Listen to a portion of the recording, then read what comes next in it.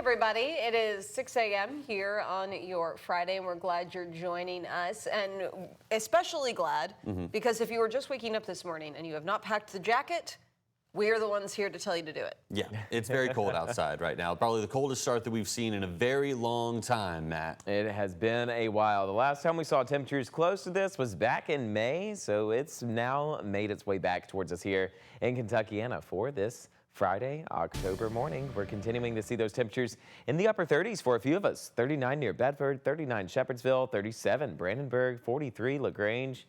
It's possible that a few of you with those temperatures closer to the upper 30s could see some patchy frost as we head into these final night hours, and so you'll be able to catch more sunshine whenever head later on into our morning hours. We're expecting a fairly sunny start to our day. We are tracking a few of these passing clouds that are developing farther off towards the northwest. Those are going to likely head our direction as we go later on into the afternoon, but the rain chance is still staying out of the forecast. A steady dry trend still will be continuing for us across Kentuckiana as we go throughout the rest of our Friday. Steady amount of those north winds still bringing in dry conditions. And here's a live look of downtown. This is courtesy of the Shriners Children's Hospital in Lexington. 48 degrees right now near the airport, 44 near Bowman Field. Clear skies, continuing north winds around 6 miles per hour.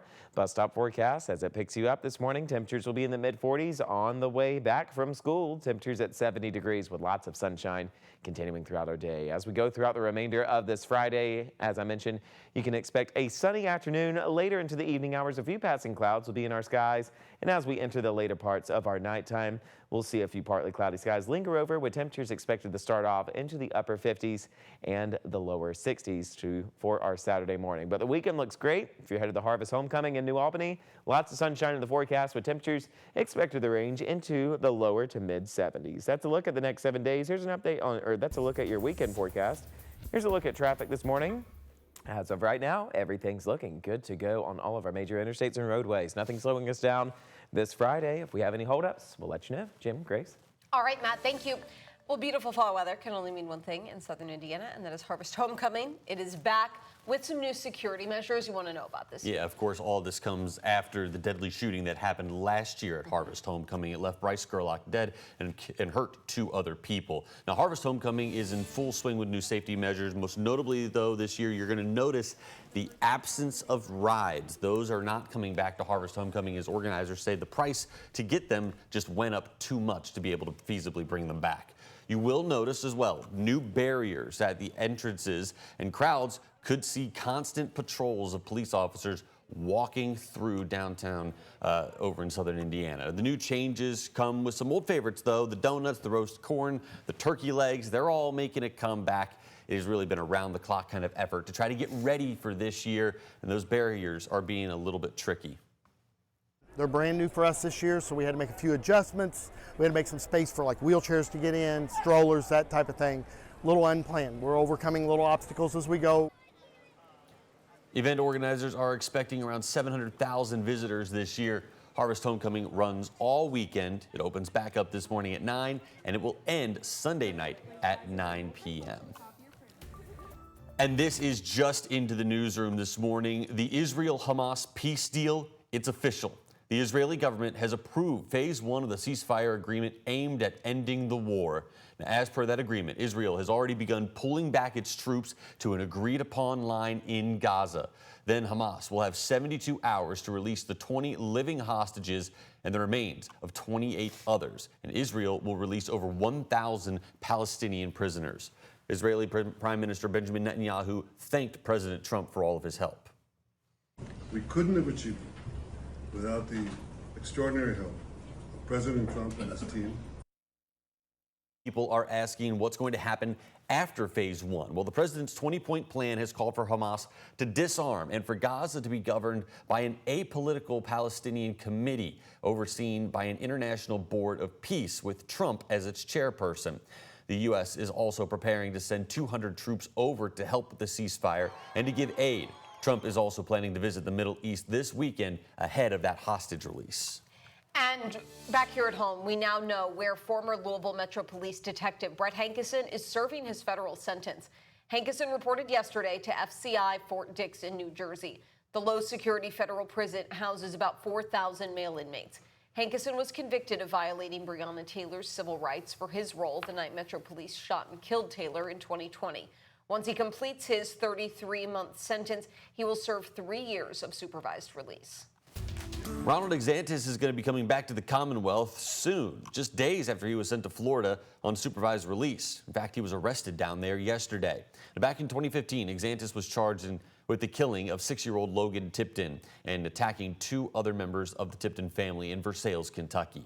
A jury found him not guilty of murder by reason of insanity. They did find him guilty of assault in the attack on the rest of the family. DeSantis was placed on supervised release last week after serving 7 years out of his 20-year sentence.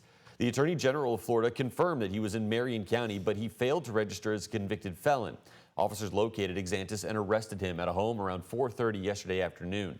DeSantis is being held without bond. The Florida Attorney General posted on social media saying state officials are now working to send him back to the Commonwealth. Now, the Marion County Sheriff said in a statement, quote, "The fact that he was living right next to an elementary school is even more repulsive. I have no tolerance for this type of dangerous person flaunting our laws and thinking he would hide out in our county," end quote. It's also drawing reaction from Florida Governor Ron DeSantis, who posted late last night on X, stating his disbelief over the DeSantis release here in Kentucky and saying, quote, "Don't mess with the free state of Florida." This morning, Kentucky State Police say they're working with federal agencies after violent threats against the state parole board linked to the DeSantis case. We're not going to tolerate it. It is not okay. So do not make a threat of violence toward anybody. We understand people have First Amendment rights, and we're going to support those rights. But making threats of violence is not a protected form of speech or expression. The parole board voted unanimously not to release DeSantis. They actually wanted him to stay in prison. But current Kentucky law allowed his release because he was only convicted of assault. Police Chief Paul Humphrey headed to the West Broadway YMCA last night to speak with the community about public safety. Now, the LMPD specifically took note of different places where people say they've seen drug crimes or violent crimes happening in their parts of town. WHAS11's Clarice Shaley and photojournalist Aspen Hester heard those concerns. And I'd like to be able to do something, anything to protect our kids. The community and the chief of Louisville Metro Police, Paul Humphrey, brought together in one room. I appreciate that you all are here. These are the conversations that we need to have. Talking public safety in neighborhoods from Parkland in the west to Clifton Heights in the east. We have all kinds of people. We done had murders. We have drug dealers. Somebody keeping hell. So yeah, I'm not walking down. I don't feel safe. But a big point of the conversation was teen violence. The community has been rocked by it. Bus stop shootings shook the community right at the beginning of the school year. One of those shootings killed a mother. Chief Humphrey on the teen violence issue. Just recently, we locked up a juvenile for a homicide who had, within the last 2 years, committed another homicide and had already been convicted of it. But he's out on the street killing another person. Like that shouldn't happen. I asked Chief Humphrey to clarify the case he was speaking about, and he declined. Visitors are grateful for the chance to share concerns with top leaders of LMPD. And I hope he puts his feet on the pavement and gets things done. I want a safer community. I know the community wants to be able to get out and walk without being afraid. They support police in bringing safety back to their neighborhoods. Off West Broadway, Clarice Shaley, WHAS 11 on your side. They also talked about traffic concerns like drivers running stoplights and driving on the wrong side of the road. Chief Humphrey said that red light automatic camera ticketing is not allowed in Kentucky, but the LMPD is working with state lawmakers about bringing changes to that in the upcoming session. Happening today, the Louisville Chorus and the Kentucky Science Center are joining forces for Beyond the Stars. A four-story screen will be transformed into a panoramic window to the universe, perfectly synchronized with music. You're invited to come out tonight and tomorrow at 7 at the Science Center. Tickets are $20 and you can get them at louisvillechorus.org. Matt, let's head over to one thing to know in the weather world today. Perfect conditions throughout the afternoon. Temperatures back into those lower 70s as we head later on into the day. Lots of sunshine. For our afternoon, we will see a few passing clouds arriving later into the evening. And this weekend looks great. If you're trying to go to the Kentucky Kingdom, go for it. Saturday and Sunday, temperatures into the mid-70s. Perfect weekend ahead. We'll have more weather details coming up in a few short minutes. Thanks, Matt.